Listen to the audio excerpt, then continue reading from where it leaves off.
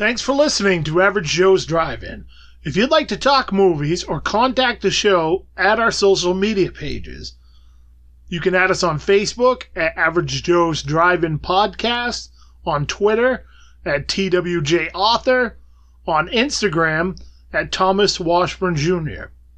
You can also hit up www.thomaswashburnjr.com for more information about the show and related links. If you'd like to support the show, you can buy TJ's books on Amazon.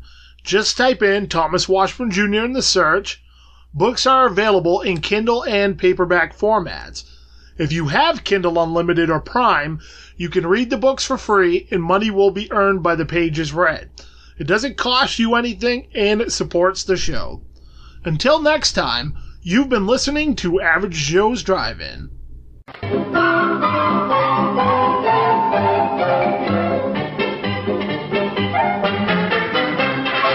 Sandwiches, ice cream, coffee and snacks, and many other pleasing treats. Our foods are fresh and tasty, our drinks satisfying and refreshing. They're so good. Welcome to Average Joe's Drive-In. And now, on with the show. Hey everybody, welcome to episode number 65 of Average Joe's Drive-In. I am your host, TJ Washburn, and this episode is a review cast. Been a long week. I am dragging ass severely. Debated about even doing an episode just because I wanted a day to just chill. But you know what? The hell with it. Let's talk about some movies. And this week's kind of different, I guess, because I'm doing some stuff. It's like remakes and sequels and different reimaginings based off in a book, so and just one random film thrown in. So let's kick it off with 1976's Assault on Precinct 13. Freeze! This is the police. Drop your weapons and place your hands above your heads. On Saturday, 6 members of the gang known as Street Thunder were ambushed by the police. On Sunday, the warlords of Street Thunder swore a blood oath to avenge their dead. For the gang called Street Thunder, it is a day of vengeance. It's war in the streets. Oh, Jesus, come on. Come on, I'll give you my money. Just don't hurt me, please. Please. It's terror in the night. It's the most shattering assault on a police station in history. Assault on Precinct 13. This is a siege. It's a goddamn siege.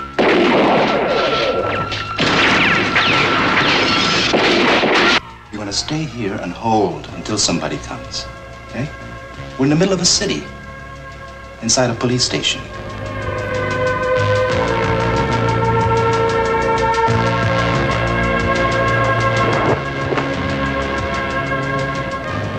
What does that mean?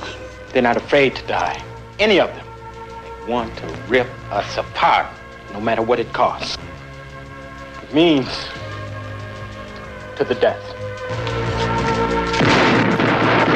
Precinct 13, cut off, isolated in the middle of a city, as a human wave of street killers turns the night into a nightmare.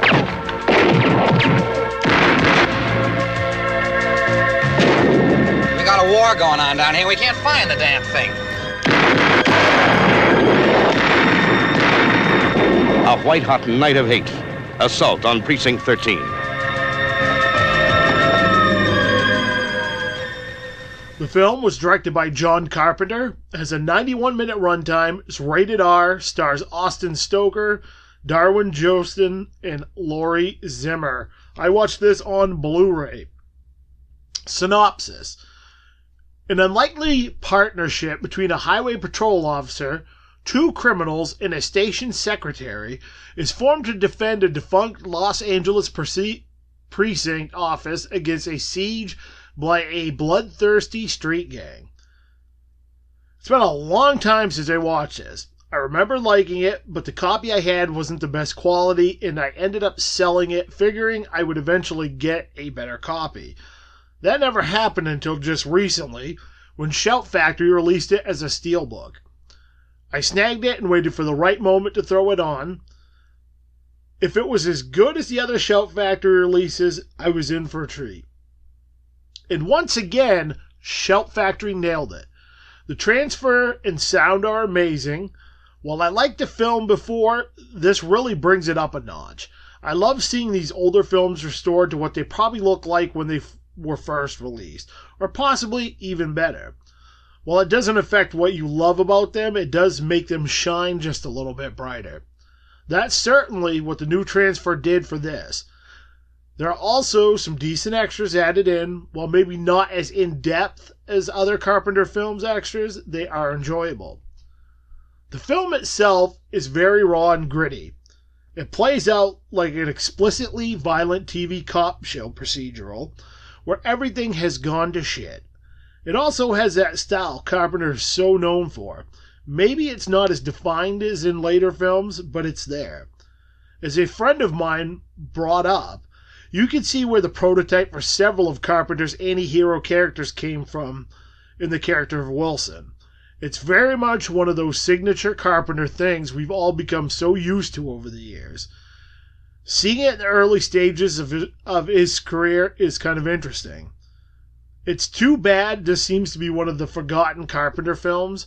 While it may not be his best, it's a solidly entertaining flick that laid the groundwork for so many of his future classics. If you're a Carpenter fan and have never seen this one, it's more than worth a watch. My rating for this film was a 7 out of 10. The average IMDb rating is a 7.4 out of 10. So we're going to skip ahead to 2005 and the remake of Assault on Precinct 13. What the hell is this? Fun and games? Does anybody work around here anymore? It was the night Precinct 13 was supposed to close its doors forever. No offense, officer, but we're closing down. We're short-staffed. Central said we park here overnight until the road's clear. Until Detroit's most lethal prisoners changed everything. I'm responsible for everybody in here. That's my job. I assume you know who I am, Sergeant. You're a gangster. That's accurate. He's a cop killer.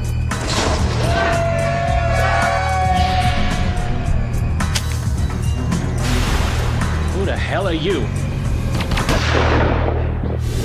What the hell's going on? They're surrounding the place. Phones aren't working. I found this out there. Why are cops coming to kill us? One of my partners in crime is your fellow officer, Marcus Duval. If I make it to court, his whole team goes to jail. They can't allow me to leave this precinct alive. They can't allow any of us to leave here alive.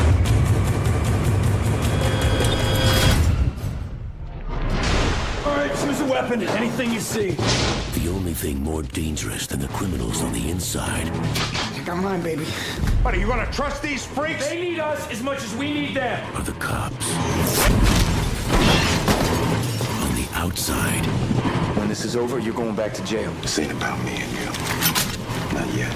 We gotta put them all down. Without pause. Without regard. Take it down! From the producer of Training Day, Ethan Hawke, Lawrence Fishburne, John Leguizamo, Ja Rule, Drea Di Matteo. We all gotta start trusting each other right now if we're gonna make it through this night.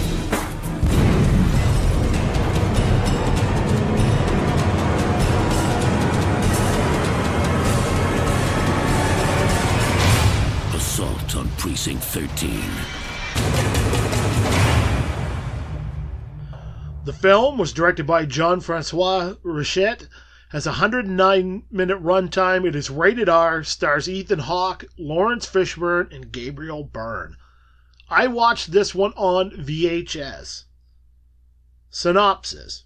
While en route to a prison, a bus-gang criminals Marion, Beck, and Anna are rerouted to Detroit's soon-to-be-closed Precinct 13 because of a dangerous winter storm. All communications with the outside world are cut off, and Jake, an emotionally volatile police sergeant who's haunted by his past, is forced to work with the criminals in order to survive an attack on the precinct by a group of armed men. Because I recently picked up the steelbook of John Carpenter's Assault on Precinct 13, I've also had the VHS of the remake sitting around for a while, and I hadn't watched it yet. I had never watched the remake, so I decided to check this one out, and I actually watched this first, before I watched the original again. Honestly, I've only seen the original a few times, once or twice, and while I remember liking it, I don't remember much about it. I know it's an ass-backwards way to go about it, but why the hell not? The 2005 version of Assault on Precinct 13 was actually fairly well done. It's a good action flick that takes place almost entirely in a confined space. The film was loaded with good actors, their performances were well done, and I don't think I've ever once felt like any of the characters took me out of the film. With that being said, John Leguizamo's character did start to irritate me after a while. I'm not sure if that was the character's intention or just the performance in general. I never once was bored, and it moves along at a decent clip, despite the almost 2-hour runtime. There were a few moments here and there where it felt a little bogged down, but those parts didn't last long. The violence levels are over the top in spots. They don't shy away from what's happening. While it's not super gory, it is compared to a lot of modern-day action films. There's more of a late 70s, early 80s vibe going on in that sense. Some of the characters' actions were a bit predictable, but I almost expect that in a film like this. I feel like most of the people I've talked to didn't care for it, but it's also not one I hear many folks discussing either. I'm glad I finally sat down and gave this one a watch. I will be upgrading to a better format at some point when I can find a cheap copy. One thing I was curious about, I'm not sure if it was just the film itself or the fact I was watching it on VHS, but some of it was really dark, to the point that it made it hard to tell what was going on in spots.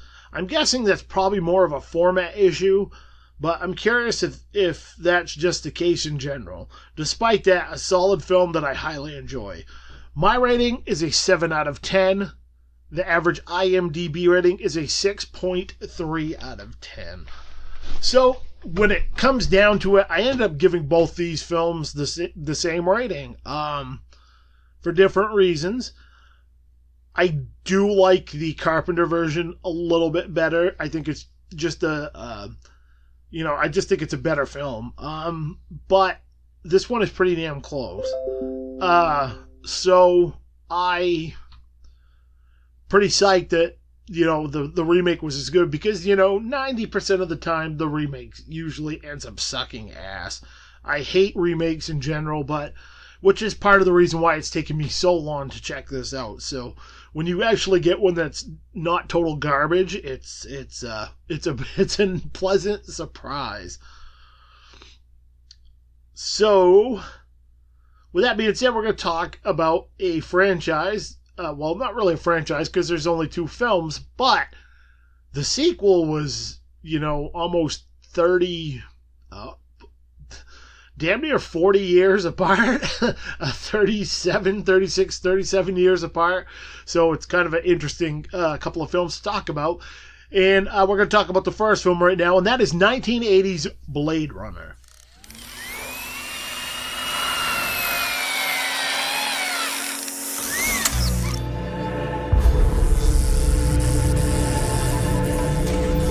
I'm kind of nervous when I take tests.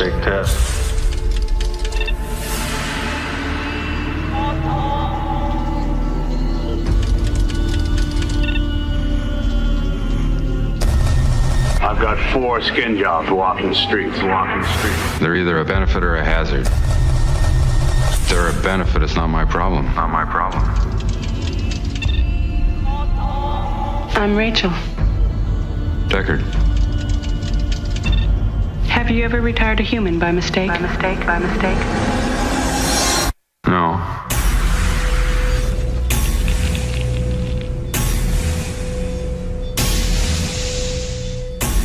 I need the old Blade Runner. This is a bad one. How can it not know what it is? If only you could see what I've seen. More human than human is our motto.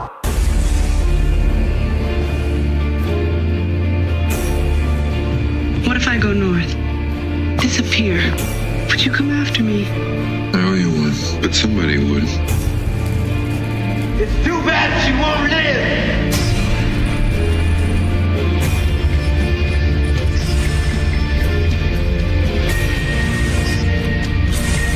I can see you!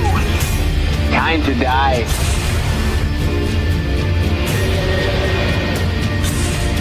Will you help us? What seems to be the problem? Death. I want more life. An experiment. Nothing more.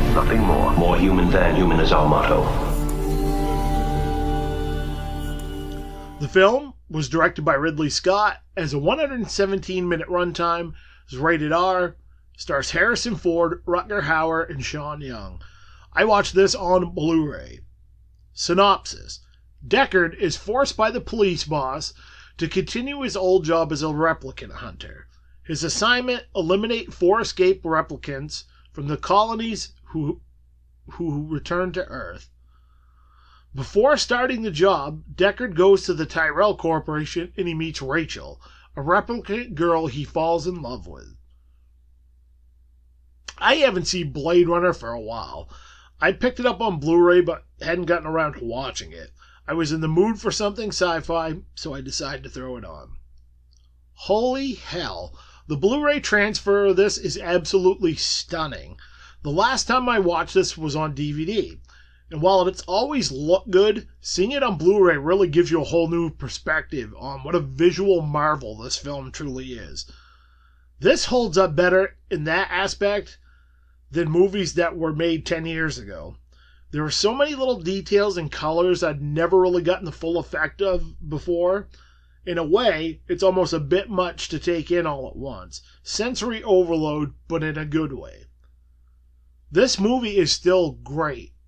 A bit of an old school detective story wrapped into a sci-fi package. The cast is loaded with phenomenal talent, and it shows in the performances. Harrison Ford shines in this, giving a calm and collected performance. It works on multiple levels as the story unfolds and you see his nerve coming undone as he begins to question what he's doing. Rutger Hauer delivers an eerie performance as well. His motive's understandable, even if he does questionable things to get the answers he seeks. The moral quandaries this film presents is one every person faces at one point in their lives. Who am I, and when is my time up? A theme that's ever present throughout life, and a big reason this film still holds up so well. Just a brilliant film all around.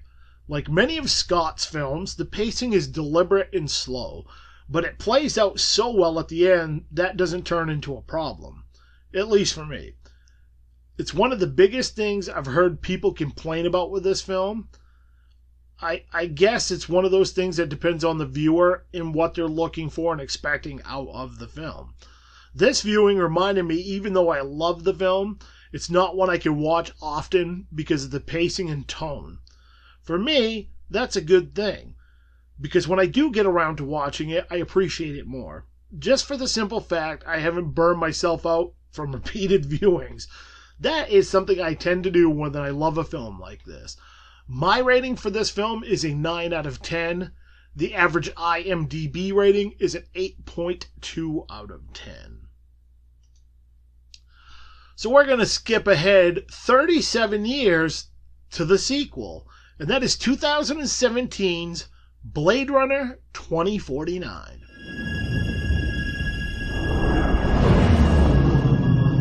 I thought you might be able to help me with the case.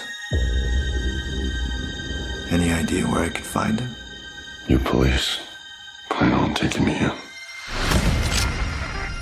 would much prefer that to the alternative.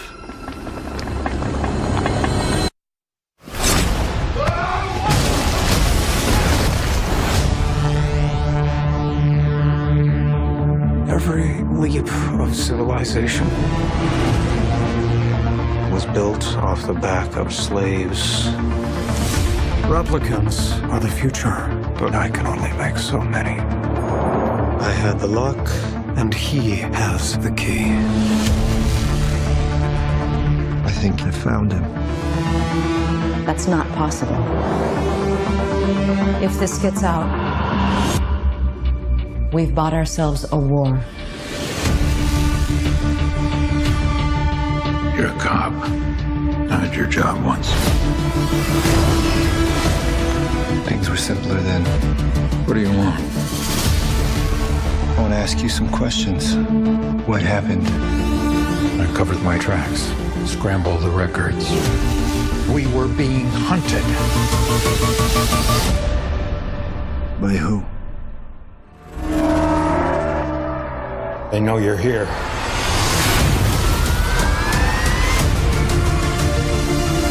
You do not know what pain is yet. You will learn. Bring it to me.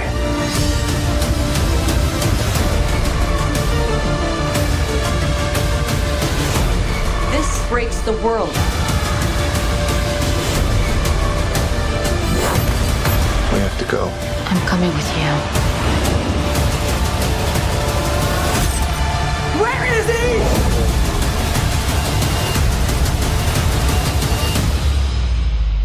The future of the species is finally unearthed.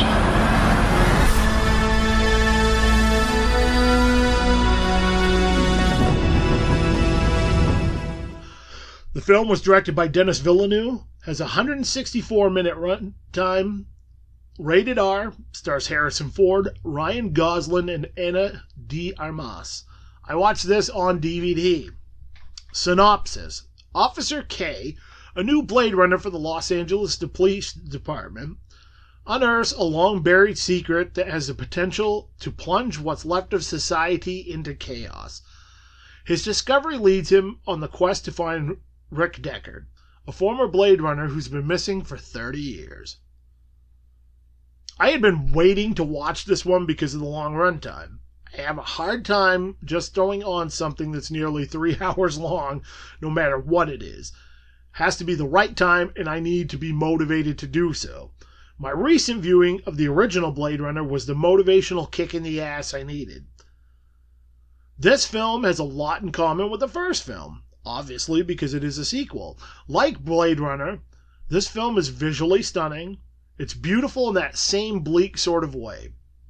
It moves along at a very slow, methodical pace. While often that's a death knell for a film, that's not the case with this. Much like the first film, it lulls you into the story and you find yourself fascinated by what's happening. I'd heard very mixed reactions about this film going in. Many people who I heard complain because there isn't enough action, which makes me wonder, have they ever seen the first film or just forgotten what it was like? Because there's not a lot. I mean, there is action, but there's not a lot. There are moments of action in this, but like the first film, that's not the primary focus. The primary focus is the story and the journey that Deckard is on. In this case, Officer K. If I had any issues, it was the fact Ryan Gosling isn't as engaging as Harrison Ford as the lead. Don't get me wrong, those are some huge shoes to fill in regards to being a leading man, and I doubt many could pull it off. He's solid, but doesn't quite have the gruff charm Ford's Deckard had in the first one.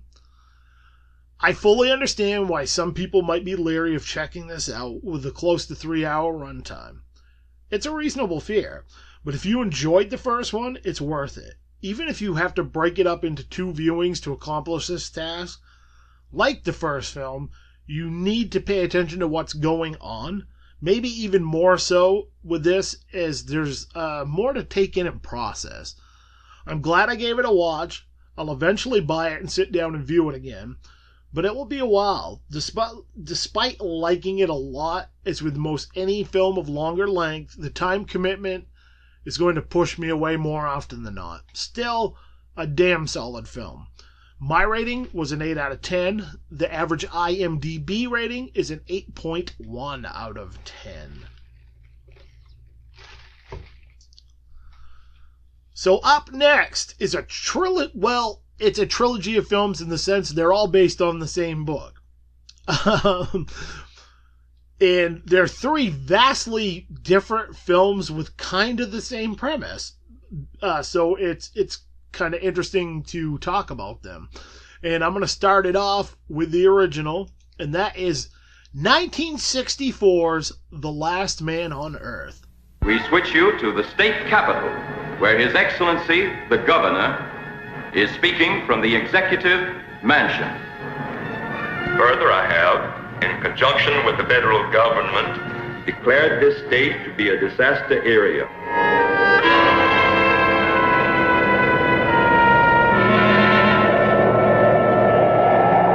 I was sent to keep you here until they come. To kill me.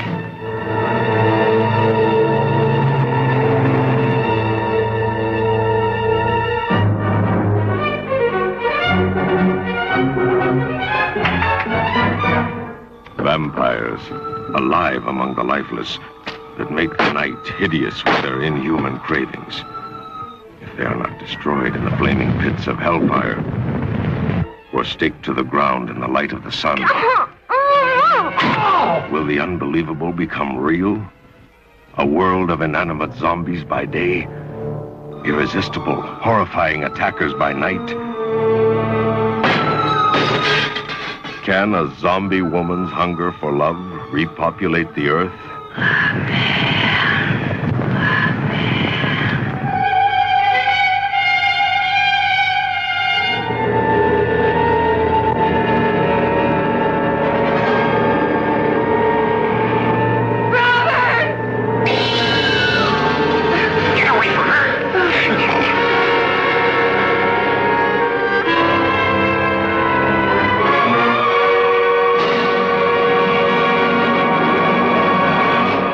The film was directed by Ubaldo Ragana and Sidney Salko. Has an 86-minute runtime. It's not rated. Stars Vincent Price, Franca Batoi, and Emma Danielle. I watched this on DVD. Synopsis. The survivor of a global epidemic battles a race of zombie vampires, an adaptation of Richard Matheson's I Am Legend. This has been one of my favorite movies since the very first time I watched it. I had never even heard of it when I got it on one of those classic horror 10-packs. Since then, I've watched it countless times and never once has it dulled on me. In my opinion, Vincent Price gives one of his finest performances as Dr. Robert Morgan in this adaptation of Richard Matheson's classic I Am Legend. Out of the three film adaptations, this one is my favorite. Price's ability to convey Morgan's sense of loneliness, fear, and frustration is what makes this film work so well. It comes across as genuine. And what also helps this film is it's shot very well. Small moments of desolation are captured by the camera in a beautiful way. It creates a stark contrast to the very real bleakness of Morgan's situation. Everything's peaceful and quiet, except that it's not. In the shadows and darkness lurk the infected that only come out at night to feed on the blood of their victims, turning on each other when they cannot find sustenance. In many ways, they're vampires. Though to me, they aren't your stereotypical in the traditional sense vampires. They're almost a cross between vampires and zombies. The score for this film fits perfectly. It adds another layer to an already incredible story and Price's performance. When there are moments of frustration and loneliness, it amplifies those moments. When he's out and about, it makes you feel as though you're doing something important. It does all the things a score should do. It fits so flawlessly that it often is almost unnoticeable. It becomes another character in the story. And to me, that's what a great score does. It becomes a secondary character that complements the performance of the main character and enhances it. When you mix all those things together, you have the fundamental ingredients to why this film works so well. While I do adore just about everything about this film, I do realize there are some weak points.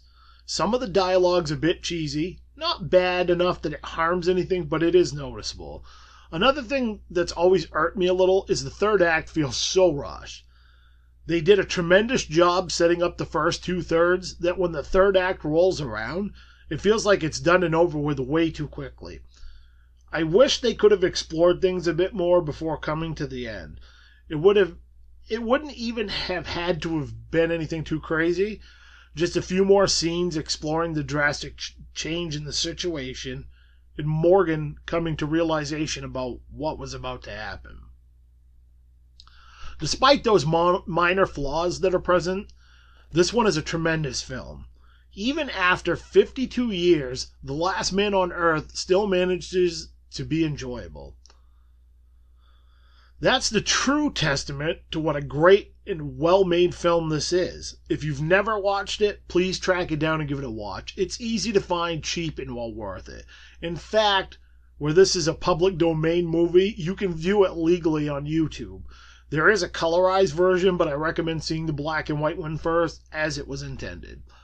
My rating for this film is a 9 out of 10. The average IMDb rating is a 6.9 out of 10.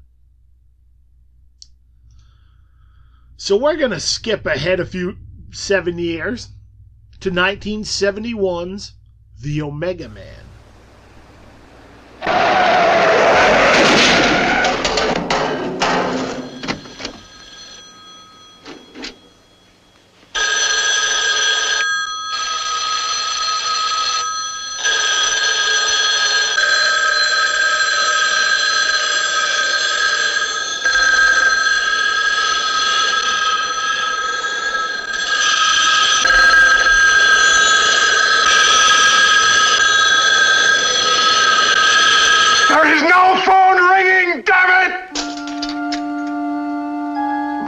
Man on Earth lives in a fortress. What day is it anyway? Monday? The hell it is. It's Sunday. It's Sunday. I always dress for dinner.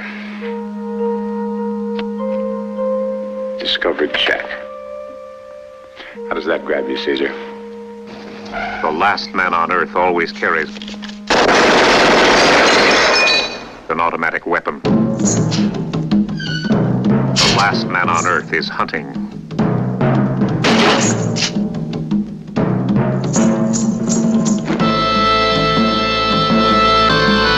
Because the last man on Earth is not alone.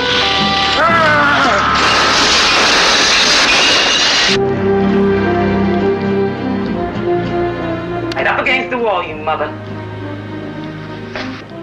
Don't turn, just stand. When I want you to turn, I'll turn you on or off, up or around. I'll turn you. Now cool it. Now put your hands out. Out. Way out. About shoulder. I like to go crucify you, baby. You got any more questions, fathead? My name's Robert. Your name's Mud. God, I forgot to keep the fuel up in the generator. They'll be into the garage.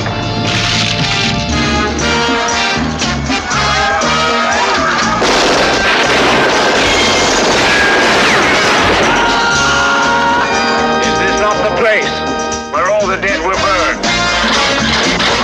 Get the switches! Get the lights on! Monster! Find the switches! Get those lights off! He's gone!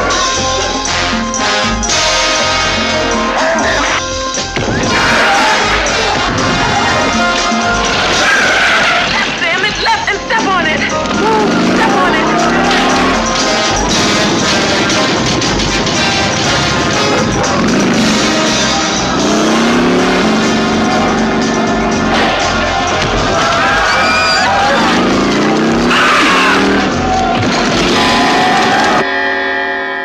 The film was directed by Boris Sagal, has a 98-minute runtime, rated PG, stars Charlton Heston, Anthony Zerbe, and Rosalind Cash. I watched this on DVD.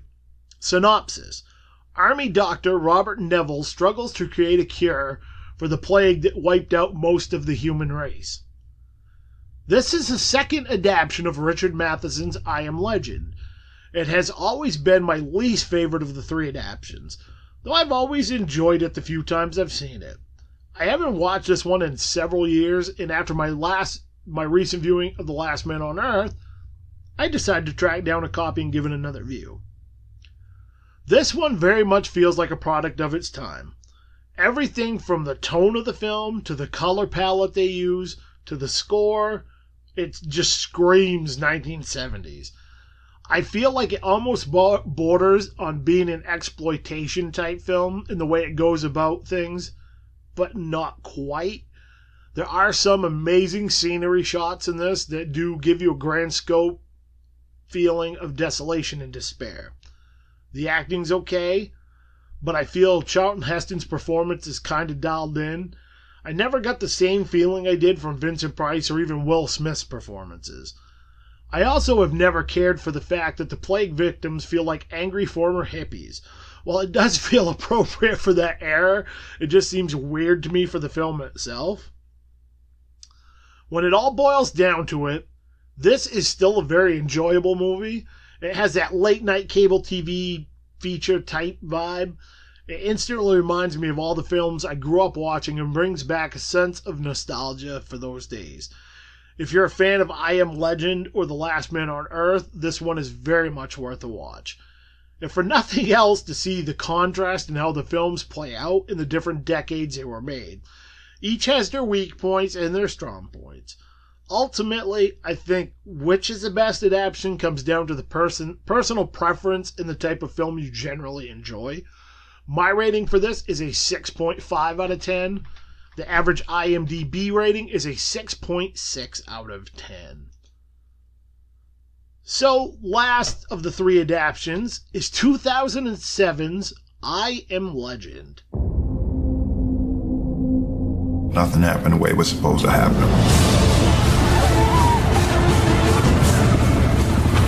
We're seeing mutations, cannibalistic hunger. Typical human behavior is now entirely absent.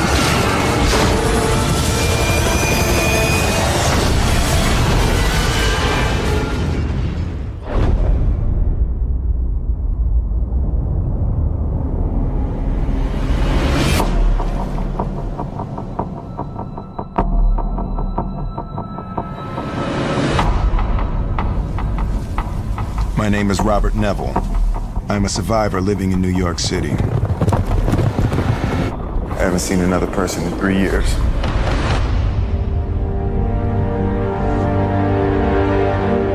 If there's anybody out there, anybody, please.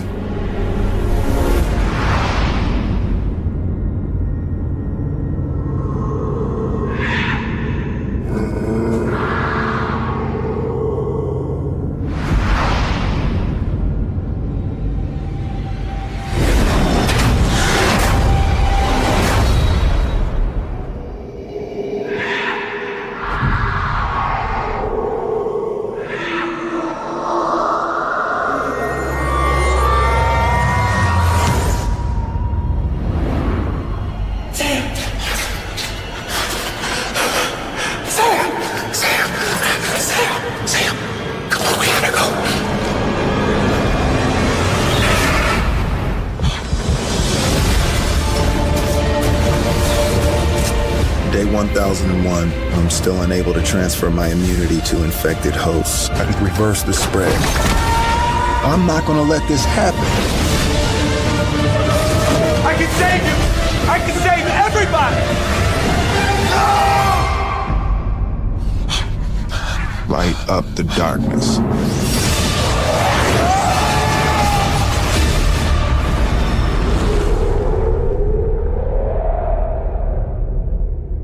The film was directed by Francis Lawrence, has a 101-minute runtime, rated PG-13, stars Will Smith, Alice Braga, and Charlie Tahan. I watched this on Blu-ray. Synopsis. Robert Neville, a brilliant scientist, is a survivor of a man-made plague that transforms humanity into bloodthirsty mutants. He wanders alone through New York City, calling out for other possible survivors, and works on finding a cure for the plague using his own immune blood. Neville knows he is badly outnumbered and the odds are against him. And all the while, the infected wait for him to make a mistake that will deliver him into their hands. After watching both The Last Man on Earth and The Omega Man, I needed to throw on I Am Legend, just to complete the trifecta of films based on the book. Despite all the times I've viewed these three films, I've never sat down and watched them in close proximity before. I wanted to see if my opinions on any of them changed by doing so, or if they would stay about the same. This film seems to get a lot of hate from people. I think a lot of that's unwarranted. While it isn't anywhere near as brilliant as The Last Man on Earth, or as fun as The Omega Man, it does have some good moments. I thought Will Smith did a solid job as Robert Neville. The portrayal of despair and mental taxation from his time of isolation is well done. Some of that mirrors Vincent Price's performance in The Last Man on Earth. It's pretty damn close, to be honest with you. I don't think it's as dominant as Price's performance, but it is solid. I also like the addition of his canine companion, Sam. As the story unfolds, you see why Sam is so important to him, more so than just companionship. The thing that really brings this down is the shoddy CGI. While at times it looks okay, more often than not, it isn't good. It looks very cartoonish and cheap. It's bad enough to be painfully distracting at points. Truthfully, if that had been better, it would have pushed this film up a few notches. As I've said time and time again, I will take okay practical effects over cheap cartoonish looking CGI effects any day of the week. And when it's all said and done, this film's enjoyable. There are a few genuinely emotional moments, and it's engaging enough of a story. I've watched it about 7 or 8 times now, and each time I've enjoyed it. Watching it close to the other films did make me appreciate things more from those adaptations, as well as the other way around. In the end, I Am Legend manages to be a blend of both earlier movies, while not really taking on the full persona of either, which at times makes it feel a little unbalanced. This time around I watched the original theatrical ending because I hadn't seen it in a while. I'll be honest, I prefer the alternate ending. I think it's a change of pace from the other two films, and it changes the overall tone of the film for the better. I think each of the 3 films has their good and bad points. While I never read the book, I've heard people say none of them have really nailed it. Too often that's the case with adaptations anyway. They never quite capture the same spirit of the printed word. 2 separate mediums that are often hard to translate into the other. Casting that aside, I enjoy all 3 films for various reasons. My rating for this one has stayed just about where it always has, so for me, viewing them close together really didn't change my opinion on it either way. My rating is a 6.5 out of 10. The average IMDb rating is a 7.2 out of 10. So when it boils down to it, The Last Man on Earth is still my favorite of the 3, and it's, right up there as one of my favorite movies, period. While I give both The Last Man on Earth and, I give The Omega Man and I Am Legend about the same ratings, I would have to give I Am Legend a slight edge to it just because I think it's a better film overall. But what kills that one for me is the shoddy CGI. Like I said, the CGI is pretty bad in it in a lot of spots. I would give it another point and a half. I'd probably give it an 8 if the CGI was really good. It makes that much of a difference, honestly. And I do get why a lot of people really don't like it because of that. Because a lot of people, I think it takes them right out of the film. So, I would give, in order of those 3 in my favorites, definitely Last Man on Earth, I Am Legend, then The Omega Man. But all 3 are great movies, and they're all, they're not really long movies, so I think it was kind of fun sitting down and watching all 3 from the original to the newest. And if you're a fan of any of them, I suggest you do it. You can pick all 3 of those films up very cheap. probably for $15 or less, truthfully, if you can track them all down, maybe find them used. And I would be interested to hear what you guys think about those films, and which ones you like best. So, at the end of the show, I'll be giving out places you can contact the show and all that. So, hit me up on one of those and let me know what you think, because I'm very interested to hear. And, so just to kind of throw a monkey wrench, seeing this has all been sequels and adaptions and remakes, I'm going to throw a movie in here that I've been wanting to see for a long time. And I just hadn't got to for various reasons, which I'll talk about. And that's 2013's Willow Creek. What do you want me to say? Just keep talking. I gotta adjust these levels. Check 1, my boyfriend's a big idiot. Check 1. I said that I would come on this trip to help you with your film, and it's your birthday, and we're gonna have a great time, but I'm not about to say that I believe in Bigfoot. Hi, I'm in Willow Creek, Mecca to the Bigfoot community. He's all over the place. Oh, there he is. There is a thing we call the curse of Bigfoot. Your friends will all think you're crazy, and you'll spend all of your days searching for something that you never find. I think we're getting close. There's a lot of people back in the woods that just don't like other people in their business. Turn that thing off. Okay. Lucky for me, I know another way in. We're here. What is my sock doing in the tree? Oh my God. Look at this. Did you see this? Oh. So I may have just gotten some evidence. Did you hear that?